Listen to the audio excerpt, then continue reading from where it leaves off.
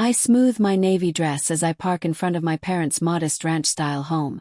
The beige siding and neatly trimmed hedges look exactly the same as they did when I was growing up. Some things never change in Brookage, some things do. My mother, Marilyn, opens the door before I even reach the porch, her arms stretched wide, her smile a little too bright. "Beatrice, you look lovely," she says, pulling me into a long embrace, her floral perfume wrapping around me. I haven't seen her in years, not really. Not since I distanced myself from the endless requests for money and the veiled guilt trips. Now, after minimal contact, I'm suddenly invited to dinner because, as her invitation put it, they missed me. My skin prickles with suspicion, but I keep my expression calm. "Hi, Mom." I return her hug, though I hold myself slightly back. When she finally releases me, she gestures for me to come inside. Dad appears in the entryway, his silver hair freshly trimmed, his glasses perched low on his nose. "There she is," he says, trying for a jovial tone, but there's a flicker of tension in his eyes. In the living room, I spot my brother, Ethan, leaning against the wall, tapping on his phone. My sister, Ella, stands near the window, her gaze drifting, as though she's bored just being here. They both glance at me, share a look, then go back to whatever they were doing. Familiar. Predictable. Stepping into the dining room, I notice it hasn't changed either. Cream walls, sturdy oak furniture, family photos covering every flat surface. I pause at the mahogany credenza, letting my fingers brush the silver frame that holds an old vacation photo. We all look happy in it, smiling, arms looped around each other in front of a canyon. That was our trip to Redview Canyon, back when Dad's retirement account took a big hit and I offered to cover the costs for a family getaway, hoping some time together would bring us closer. Memories tug at me, part sweet, part bitter. "Wine?" Mom asks, already pouring a generous glass of Merlot. "Sure," I say, taking the glass from her. I sip it slowly, trying to detect if anything else hangs in the air besides the scent of Sunday roast. My siblings move to the table. Ethan slouches into a chair, his eyes flicking toward me for a moment. Ella, her hair impeccably highlighted, taps her nails on the tabletop. The entire room feels charged, like everyone here practiced the lines of a script except me. I catch the aroma of the roast in the air. "Smells wonderful," I offer, an attempt to ease the tension. "You always make the best pot roast, Mom." Dad slides a dish of steaming potatoes toward me. "Local development's booming," he says abruptly, as though we're continuing an old conversation. "They're putting in a huge shopping center out on Orchard Vista." I nod. "That's so." Small talk. The currency of people who don't want to face real issues. Ethan reaches for the potatoes, a smirk on his face. He takes a bite, talking through it. "I've been working with a new producer on my album. Things are finally taking off, real streaming potential this time."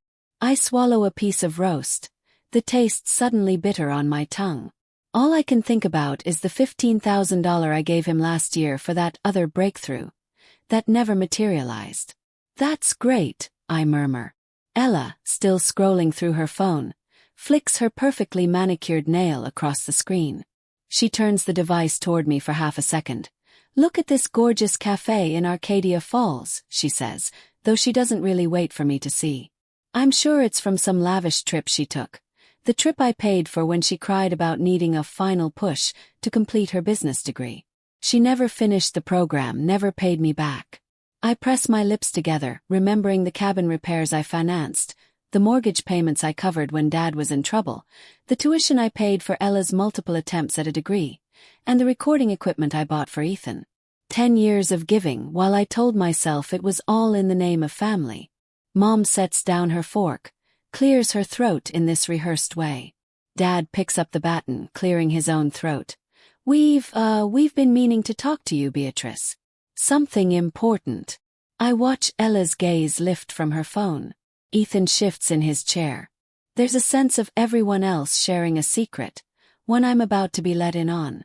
My stomach tightens. Dad exhales.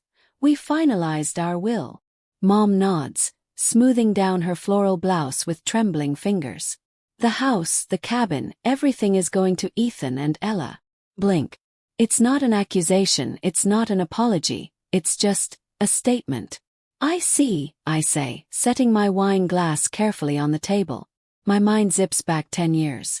I was 27, fresh out of grad school, launching my own interior design business, Barrett Interiors. Then came Dad's frantic phone call. They were behind on their mortgage, about to lose the house. Could I help just until they got back on track? Course I did. The relief in my parents' voices was palpable. Ethan clasped my hand, tears in his eyes. You're saving us, B. Ella promised to pay me back when things turned around. Things never turned around. I should have known. Even so, I kept funding them because the requests always sounded so dire. Mom's voice breaks my train of thought. She sounds rehearsed. We feel your siblings need more of a safety net, dear. You're stable. You have a good business. We know you'll be all right. Dad looks almost bored, as though this is a chore. They rely on us, B, and we can't let them fall. I stare at them. I've contributed $380,000 over the last decade. Mom's mouth forms a perfect O of surprise, but her tone remains cold. Nobody asked you to do that. I can't help the sharp laugh that escapes. Actually, you did. All of you asked repeatedly. Dad's jaw sets. It was your choice, no one forced you.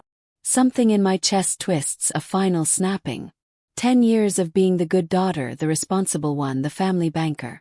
And here they sit, calmly telling me none of it matters, that I'll have no share of any inheritance, that the house I helped save, the cabin I renovated, all belongs to Ethan and Ella.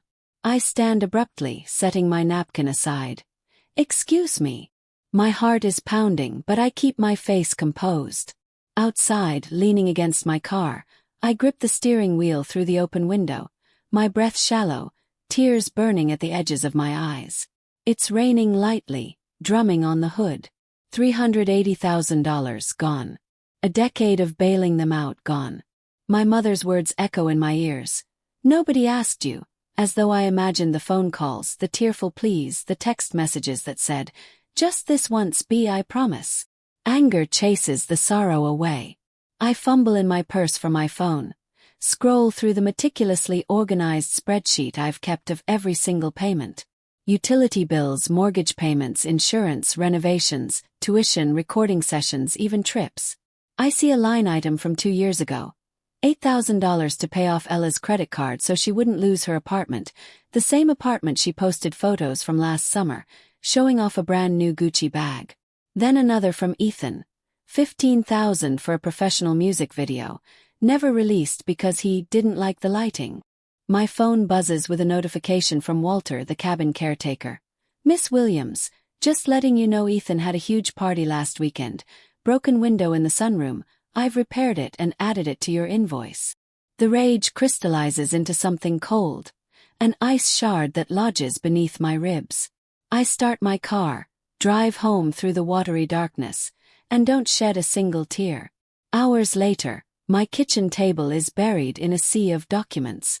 I've printed statements, old checks, emails, text messages, everything.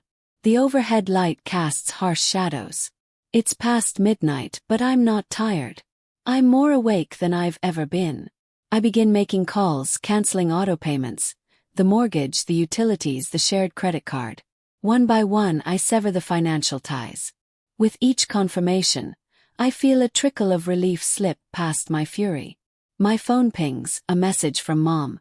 There must be some mistake, the mortgage company says payment didn't go through, call me. Another message from Dad. Ethan's credit card was declined, what's going on? A third message from Ella, a shaky voicemail. You can't just abandon your family, B, we're counting on you. After everything we've done for you.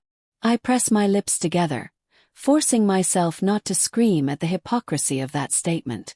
Instead, I open a new email, type it calmly, my back ramrod straight.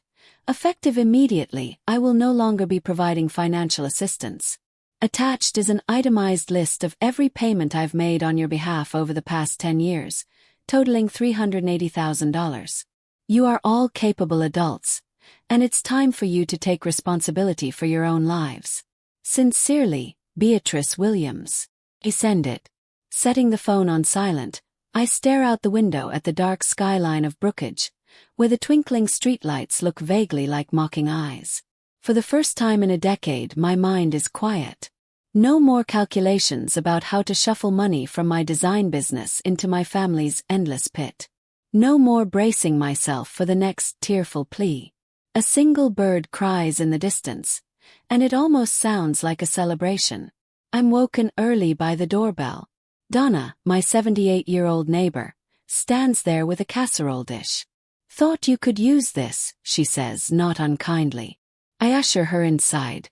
"Donna, you're a lifesaver," I say, the exhaustion hitting me all at once.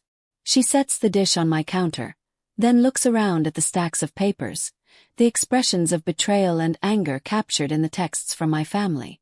"They're your family," she murmurs, "but that doesn't give them the right to drain you dry." I exhale slowly. "I know." She squeezes my hand. "I've been around a long time, dear, and I've seen families do far worse. Keep your head up, you're in the right." When she leaves, I read through the messages piling up on my phone again. Mom, Dad, Ethan, Ella, even some aunts and uncles I haven't heard from in years, all apparently outraged at my betrayal. None of them mention the money I gave them. They all focus on how I'm turning my back on them. By noon, I'm at the Brookage Police Department, handing over a security camera image from my building. It shows Ethan, wearing a leather jacket and dark shades, attacking my apartment door with a can of expanding construction foam. The foam hardened and ruined the entire lock mechanism, forcing me to call a locksmith who had to saw through the old lock, replace the doorknob, the frame, everything. Over $5,000 in damages, plus 2 days in a hotel while my place was fixed. The officer raises an eyebrow. "This is your brother, ma'am?"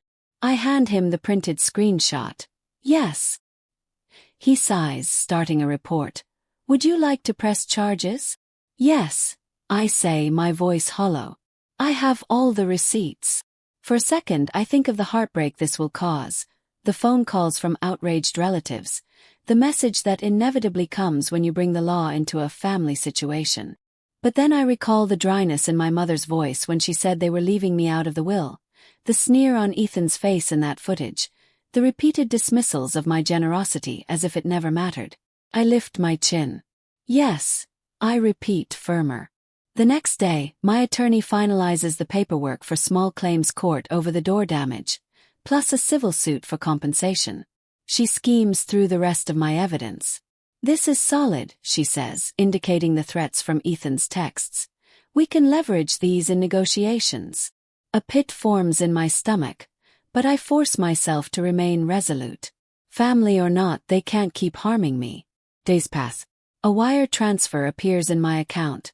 $15,000 from Patrick Williams, my father. No explanation, no apology, just money. Maybe hush money, maybe the first of many attempts to make me back down. My phone rings moments later. Marilyn's voice floods the line. "We settled with your attorney, you should be satisfied now. Can you drop all this nonsense?" I say nothing, just end the call. That night, I transfer $5,000 to the local women's shelter, adding a note in the memo line. "For those who need a way out." The money from Dad is tainted by bitterness, but at least I can do something good with part of it. Sleep doesn't come easily. I lie awake in my freshly repaired apartment, door bolted, the faint smell of new paint drifting in the air. What does it mean to truly be free from a family that's done nothing but take? I wonder if I'll ever truly heal, if part of me will always yearn for their affection, even knowing what it costs. By the end of the month, I'm in therapy sessions with Dr. Pollock, a soft-spoken woman with kind eyes. She listens, occasionally nods, and eventually asks, "What do you want your life to look like without their demands?" I swallow the lump in my throat. "I want peace." She smiles gently. "Then let's work toward that." I spend hours in her office over the next few weeks, unearthing the old childhood patterns. Me, the overachiever, the caretaker, the one who didn't want to be a burden. My parents, always praising me for being the responsible child, while Ethan and Ella were left to wander their own paths. Only I realize now those roles shaped us. Me as the provider, them as perpetual dependents. One rainy afternoon, I post a single statement on my social media page. Family is complicated, but numbers aren't. $380,000 over 10 years is not abandonment, it's the end of exploitation. Attached is a spreadsheet showing the major transactions. Mortgage payments, studio costs, tuition, cabin repairs. I don't add any commentary, just facts. Then I close my laptop, feeling my heart pound. Within hours the calls start. People I haven't heard from in years, wanting the juicy details. Cousins who heard a rumor that I cut off my parents for no reason. A few of them react with sympathy, others with condemnation. I keep my responses short. Check the spreadsheet, see for yourself. Ethan tries a different tactic, launching a help fund campaign for his creative pursuits. The description claims he was blindsided by my sudden withdrawal of support and begs the public to help him finish his album. Last I looked, he raised $175. Ella posts tearful messages on her social media about how she's struggling to pay rent. She conveniently leaves out the fact that I covered her rent for nearly 2 years straight.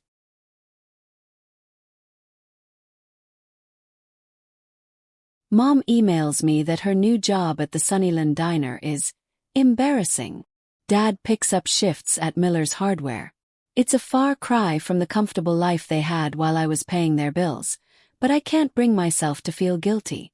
They're healthy adults, capable of working, and I've finally recognized that it's not my job to carry them.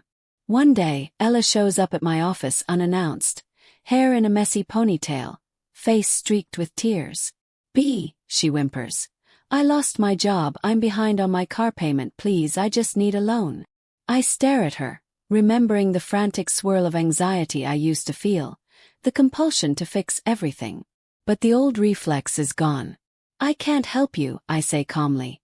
"I'm sorry you're struggling, Ella, but I'm done." She stares, her face flushing. "How can you be so selfish?" I stand, walking to the door. "Goodbye, Ella."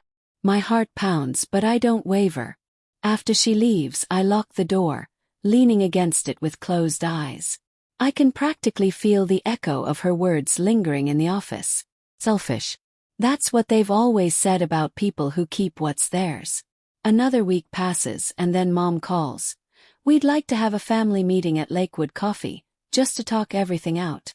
A year ago, I would have jumped at the chance. Now, I only agree after consulting with Dr. Pollack. The therapist's advice: set boundaries, know your worth, and leave if they cross the line. On a crisp Tuesday morning, I arrive 15 minutes early. Danielle, my longtime friend, sits a few tables away, prepared to swoop in if I need emotional support. She's not at the same table. This is my showdown, not hers, but having her presence in the background gives me courage. Mom, Dad, Ethan, and Ella walk in together, forming a tight cluster. I sip my latte, gesture for them to sit. They do so, looking nervous. Mom's voice trembles. "We just want to be a family again, B." Dad nods. "This whole thing has gotten out of control." I bite back a bitter laugh. "Out of control? You sealed my door shut, Ethan. You used my money like an unlimited ATM, all of you. And when I finally said no, you wrote me out of the will." Ethan fiddles with his phone. "I was mad," he mumbles, not meeting my eyes. "I know it was stupid, okay? I said I was sorry." Feel my jaw clench. "You apologized for the door, but not for the years of using me." Ella crosses her arms. "You never told us to stop, you seemed happy to help." That phrase unleashes a swarm of memories. All the times they guilt me, the times they said they'd be homeless if I didn't pay, the times they said I was the only one they could rely on. My hands curl around my coffee cup, knuckles whitening. "I wasn't happy," I say quietly. "I was manipulated." There's a flicker in Ella's expression, maybe regret. Or maybe just self-pity. Mom dabs at her eyes. "We never meant to hurt you, dear, but we had to do what was best for the family." I inhale, steady myself. So do I.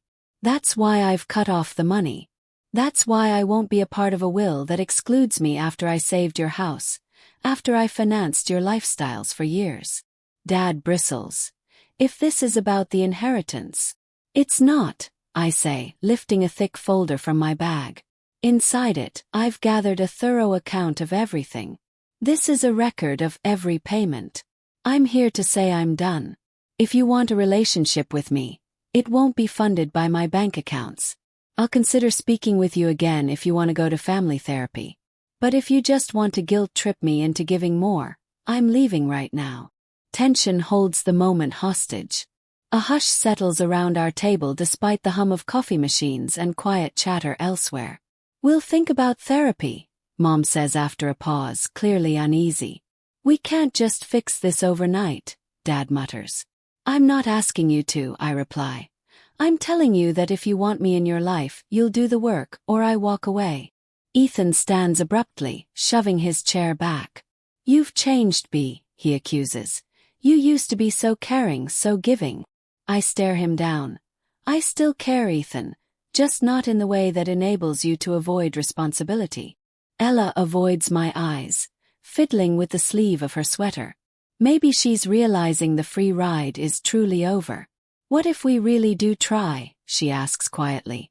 What if we can't make ends meet? A pang of old sympathy tugs at me, but I push it aside. You can get another job or cut expenses, or find solutions like every other adult in this world. There's no final hug, no big reconciliation. We leave it with them looking lost, me feeling sad but resolute. Danielle follows me out, squeezes my shoulder once we're on the sidewalk. Proud of you, she says. I nod, swallowing a lump in my throat. It hurts, I whisper, but it also feels right. Life after that meeting is quieter. The calls dwindle. I learn that Dad stays on part-time at Miller's Hardware. Mom waits tables at the diner. Ethan takes a job at a music shop. Ella, ironically, finds work at a boutique, which might suit her. They're adjusting, at least. No more big vacations or fancy new gadgets flaunted on social media. They're living how they can without my help. Meanwhile, I finally take the trip I've dreamed of for a decade. I book a flight to Kitazura, traveling by myself with a brand new camera. For years, I put off going anywhere I wanted because I was afraid the family would need more money. Now, standing in the neon glow of Yamashita Crossing, capturing the blur of people hustling across the intersection, I feel more alive than I ever have. I send Danielle and Benjamin, my colleague at Barrett Interiors, postcards of cityscapes, temples, shrines. I buy souvenirs for my new chosen family, little trinkets that say, I see you, I care. I walk the quiet side streets, reflecting on how foreign everything is, yet how at peace I feel in my own skin, thousands of miles from the people who once claimed all my time and resources. Months pass. Therapy continues to help me unravel the tangles of guilt. I discover new passions like landscape photography. My business thrives now that I have more mental space to focus on design projects. I even buy a cozy lakefront cabin in Pinewood Springs, somewhere I can escape for weekends. It's modest, not too large, but all mine. No family strings. As I stand on the porch one summer evening, the breeze ruffling the water, I remember the old cabin I renovated for my parents and siblings, the one I was never truly welcome to use. This one belongs to me, and the sense of ownership feels comforting. I host a small gathering in Pinewood Springs for friends who've become like family. Danielle with her quick wit, Benjamin, who admires the cedar floors I installed, Donna, my neighbor, who arrives with a homemade casserole to celebrate the new place. We laugh, we eat, we talk about our dreams. Not once does anyone mention money or ask for a loan. So remarkably simple. On a mild autumn afternoon, I receive a phone call from Mom. I almost let it go to voicemail, but I press the phone to my ear. Her voice is soft. B, we've started seeing a family therapist, your father and I. We'd like you to join us for a session if you're willing. Pause, my heart fluttering. The part of me that's still raw wants to say no, but I think back to that day in Lakewood Coffee when I gave them the condition. Therapy or nothing. This could be a real attempt. I'll consider it, I say slowly. But only if Ethan and Ella are involved too, if it's a genuine effort. There's a quiet shuffle on the line. They've agreed, she replies. It's an ongoing process. We realize now how much we relied on you, how unfair it was. The moment is delicate, like a soap bubble that could pop with one wrong breath. I respond, "All right, I'll join you for a session. But if I sense any manipulation, I'll walk out." Her voice wobbles. "We understand." The first joint therapy session is tense. Dad stares at the floor, Mom twists tissues in her lap, Ethan tries to crack jokes, Ella chews on her lip. We talk about the family dynamic we fell into, the unspoken agreement that I would be the rescuer. I share how worthless I felt when they told me I wasn't included in the will after saving everything, how I realized they never saw my contributions as worthy of respect. There are tears, some from me, some from them. Our therapist, Dr. Roberts, guides us gently. Change takes time, but honesty is the start. We meet a few more times over the course of the winter. Real progress is slow. Old habits die hard, and I sense them testing boundaries, dropping subtle hints about money. But now I'm fortified with the word no, and the knowledge that it's not cruel, it's healthy. Each time they test me and I stand firm, they either back down or face the fact that I won't budge. Ethan eventually finds success in a smaller sense, teaching guitar lessons at the music store, recording local artists on weekends. Ella learns how to do freelance marketing, picking up side gigs. Mom and Dad cut down expenses, rent out the cabin for extra income, and it seems they're learning to survive without my constant bailouts. By the following spring, I invite them to a barbecue at my lake cabin, on the condition that we keep money off the table. No demands, no talk of loans, just a chance to see if we can function as real family. Nervousness flutters in my stomach as I watch them pull up, stepping out of Dad's modest used car. Mom brings a fruit salad. Dad hauls in a cooler of sodas. Ethan and Ella carry simple dishes to share. We gather around my backyard deck, the lake shimmering behind us. Everyone comments on how peaceful it is here, how they like the rustic vibe. I grill burgers, we laugh at some old memories, but there's a new tone to the conversation. Less pretense, more awareness. Ella actually asks me about my photography and listens to the answer without diverting the topic back to herself. Ethan compliments the interior design, mentioning how maybe he'd like me to help him pick out some furniture for his tiny apartment. Mom stands at the edge of the deck, tears in her eyes, but for once, they aren't tears of manipulation. Thank you for letting us come, she says. I nod. This is how I can show you love without giving away pieces of myself. Dad rests a hand on Mom's shoulder. We understand that now. Better than we did. Ethan looks up from flipping a burger, a ghost of a smile on his face. We still have a lot to learn.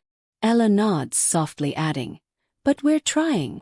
In that moment, I sense that maybe we can find a healthier way forward, a slow rebuilding that respects boundaries. My phone buzzes on the outdoor table, a text from Danielle, asking if everything is okay. I send back a picture of my family on the deck, together, no arguments. It's going surprisingly well, I type. We share the meal, the conversation, the pastel sunset turning the sky above the lake into ribbons of pink and orange.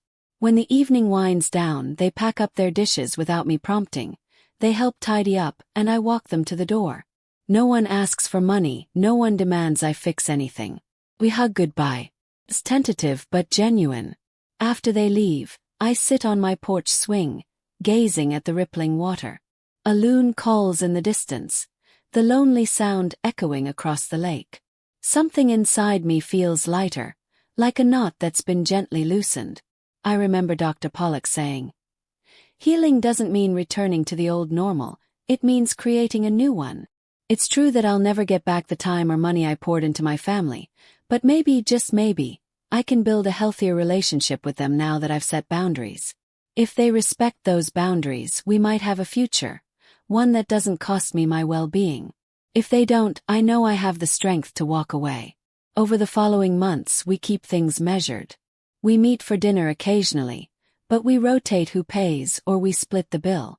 At first, Dad balks at paying for his own meal, but Ethan quietly steps in, covering his share sometimes.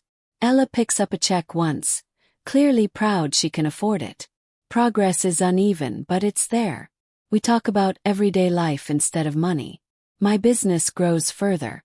I land a contract with a new corporate client, designing open-concept offices. I also teach a workshop on eco-friendly interior design at a local college in Hazelwood. The sense of independence and accomplishment feels exhilarating. My evenings are no longer spent worrying if Dad's mortgage is past due, or if Ethan can make rent, or if Ella's tuition will go unpaid. It's all in their hands. One summer afternoon, Dad calls to tell me they've sold the old cabin. I half expect him to ask me for help finding a buyer or to pay for certain repairs, but he just tells me, "We did it on our own." The money's helping us move into a smaller place that's easier to maintain. I sit at my desk a bit taken aback. "That's good," I say. "We're managing," he adds quietly then. "I just wanted you to know that." A warmth spreads through me, relief and pride mixing. "Thanks for letting me know, Dad." The next time we see each other, it's not about finances, it's about birthdays. We celebrate Mom turning 60 at a little restaurant in town. She's wearing a simple floral dress, her eyes shining, and no one mentions who's going to cover the bill. We split it neatly. Feels surreal, but in a good way. Eventually, the lawyers settle the estate details. I'm still officially out of the will for the house they no longer own, ironically. But Mom and Dad make gestures about adding me back if they purchase another property down the line. I wave it off, telling them I'm not interested, that I want a relationship built on mutual respect, not money. They seem to accept that. Time continues its patient march. The friction and resentment slowly ease. We stop living in crisis mode with each other. Instead, we build small rituals like Sunday lunch once a month, or a text from Ella about some new cafe she tried, without expecting me to finance her next trip. Ethan's music store job blossoms into a management position, and we actually talk about music sometimes. The distance between us is not fully bridged, but it's navigable, and that's enough for me. One crisp autumn night, I'm back at my lake cabin, gazing at the stars. Benjamin, my close friend from work, sits beside me on the porch swing. He asks about the family, about how I'm feeling nowadays. I realize that I haven't felt that familiar knot of tension in quite some time. "I'm actually okay," I say aloud, tasting the words. "Yeah," he replies with a grin. "I can tell." The tranquility of the water, the hush of the trees, and the faint rustle of the wind in the pines feel like an embrace. I remember how small I once felt, overshadowed by my family's demands, overshadowed by my sense of obligation. But now, under the endless sky, with the ripple of moonlight dancing across the lake, I feel free. It took heartbreak, anger, and a lot of courage, but I finally recognized my own worth. A week later, I receive an envelope in the mail. Inside is a simple card with a handwritten note from Mom and Dad. "Thank you for giving us a chance to rebuild, we love you." Tucked behind the card is a small check, just a few $100s. A partial repayment for some ancient debt, maybe. I almost laugh at the strangeness of it, but I realize it's their way of saying they mean it, that they're truly trying to stand on their own. I slip the check into a drawer. Perhaps I'll use it to pay for a dinner we share someday, or maybe I'll donate it to someone who needs it more. At the next therapy session we do together, Dr. Roberts smiles as I explain the changes, the progress. Dad admits he's learning to respect boundaries. Mom confesses she's understanding how her subtle manipulations hurt me. Ethan expresses that he regrets lashing out with vandalism. And Ella says she knows now that being an adult means handling your own responsibilities. It's far from perfect, but it's the first time I believe they're genuinely trying. Our final session ends on a hopeful note. Dr. Roberts encourages us to keep open communication. I walk out of her office and inhale the cool air, reflecting on how far we've come. A year ago, I couldn't imagine a scenario in which we'd even speak civilly, let alone attempt a real relationship. Now we're forging a new path. Maybe that path will always have a few bumps, but at least I know I can stand firm when someone crosses my boundaries. One quiet evening, I find myself flipping through an old photo album of my childhood. I see pictures of me building pillow forts with Ethan, or braiding Ella's hair while she giggles. I recall the sense of belonging we had as kids, before money and adult stress tainted everything. I close the album with a soft sigh. I can't recapture those exact moments, But perhaps the essence of that sibling bond can be revived, in a healthier way. By winter, we've established a slow but steady communication pattern. Dad sends me silly jokes via text. Mom calls to ask about my design projects. Ella sometimes shares photos of new marketing ideas she's working on. Ethan invites me to a small local show where he's doing a set with an upcoming singer. I attend, quietly proud of him for actually building a career on his own. When he thanks me afterward, there's no mention of money, just a genuine, "I'm glad you came, B." I drive home that night feeling a flicker of something like gratitude. For them, for the tough journey that taught me the strength of my own spine, for the knowledge that love can exist without enabling. The stars shine bright in the sky above Brookage, and I realize that, after everything, I'm content. Time rolls on. Spring blossoms around my lake cabin, wildflowers popping up by the shore. I've just finished painting the guest bedroom in a warm sage green when my phone buzzes. It's an invitation from Danielle to meet her and Benjamin at a local festival in Hazelwood, a place with music, artisan crafts, and good food.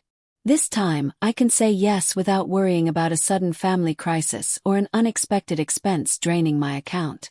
That Sunday, I stroll through the festival with them, sampling fresh funnel cakes, listening to a local jazz band. People around me laugh and dance. Danielle slips her arm through mine. "You're glowing," she says. "I remember when you were so stressed you practically jumped at your phone every time it rang." I smile, letting the music wash over me. "I feel like I'm finally living my life," I admit, watching a pair of elderly women twirl to the upbeat trumpet. And it's wonderful. Eventually we gravitate toward a corner stage. Benjamin excuses himself to get more drinks, leaving Danielle and me alone. She leans closer. "Does it ever hurt, though?" Her question surprises me. "Consider it." "Yes," I answer honestly. "There's a lingering ache when I think of everything that happened. But it's getting smaller, and the times it flares up are less frequent." Danielle nods. "And the rest of your family?" I exhale slowly. "They're trying. They have a therapist. They understand now that I won't pay their way. We see each other in small doses. It's different, but maybe this different is good."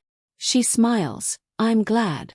I spot a booth selling handcrafted jewelry, delicate pieces made from sea glass and beads. A certain necklace catches my eye. A simple pendant shaped like a crescent moon. I buy it, feeling drawn to its symbolism. A moon changes phases, but it's always whole, always shining, even if only partially visible. Something about that resonates with me. A few weeks later, Mom calls, asking if she and Dad can come up to my cabin for a visit. I say yes with the usual caveat. No guilt trips, no money talk. She laughs lightly. "Understood, B." They arrive on a breezy Saturday afternoon, looking more relaxed than I've seen them in years. Mom admires the wildflowers by the water. Dad nods approvingly at the sturdy porch railings. When we sit down to lunch, they don't ask for anything. Instead, we chat about my latest projects. Dad mentions he might shift from working hardware to helping a friend with carpentry. Mom talks about looking into a class at the community college, something about culinary arts. They seem content, maybe even happy in a modest, responsible life. As we wrap up lunch, Dad grows quiet, fiddling with his empty glass. Then he looks at me. "We're sorry," he says simply.